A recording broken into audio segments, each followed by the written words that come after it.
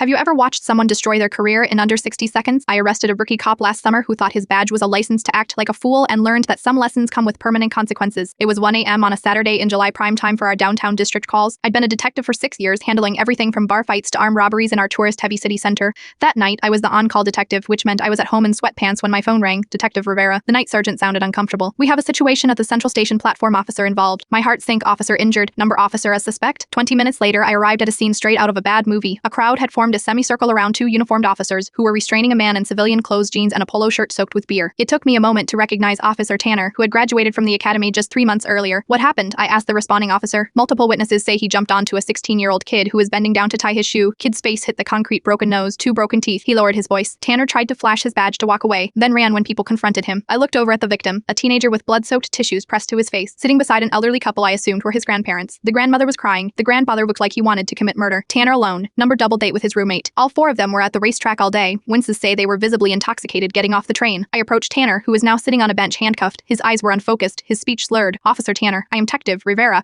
Do you understand what's happening right now?" He looked up, recognition slowly dawning. We'd met at a department barbecue the month before. "Rivera, thank God. This is all a misunderstanding. Can you get these cuffs off me? It was just a joke that went wrong." The smell of alcohol hit me from 3 feet away. A joke. I glanced at the teenager being treated by paramedics. "I was just trying to leap over him, you know, like leapfrog." Tanner laughed, then seemed to realize no one was laughing with him. "Look, I am one of you. This isn't how we handle things between us." Something cold settled in my stomach. "Between us, you know what I mean." He lowered his voice to a conspiratorial whisper. "We take care of our own right. Just get me out of here. I'll apologize to the kid, maybe throw his family some cash for the dentist." I've interviewed hundreds of suspects who tried to talk their way out of handcuffs, but this was different. This was someone wearing the same badge I wore, someone who had sworn the same oath I had, trying to use that shared identity as a get-out-of-jail-free card. "Officer Tanner, I am placing you under arrest for felony battery. You have the right to remain silent." His face transformed from confident to shocked to furious as I recited his Miranda rights. "You can't be serious," he hissed. "It was an accident. Running away wasn't an accident. To use your badge to intimidate witnesses wasn't an accident. I'll remember this," he said as the transport officers led him away. "When you need backup someday, I'll remember this." The paperwork took hours. By morning, the story had spread through the department like wildfire. Some officers avoided eye contact with me in the hallways. Others quietly thanked me. The chief called me into his office, reviewed my report, and simply said, "By the book, detective. Good work." Tanner was released on bail the next day and placed on administrative leave. He resigned before the internal investigation was completed. Last I heard, he was working security at a shopping mall. The teenager's family didn't pursue a civil suit against the department after the chief personally visited them, apologized, and covered all medical expenses. The boy needed reconstructive dental work and suffered nightmares for months. 3 weeks after the arrest, I found an envelope in my mailbox. Inside was a handwritten note from the boy's grandfather. "Detective Rivera, I was a police officer for 32 years before retiring. At night at the station, I wasn't just a grandfather. I was watching everything through the eyes of someone who wore the badge. Thank you for showing my grandson that the uniform still stands for something. Sometimes the hardest arrests are the ones that remind us why we took the oath in the first place.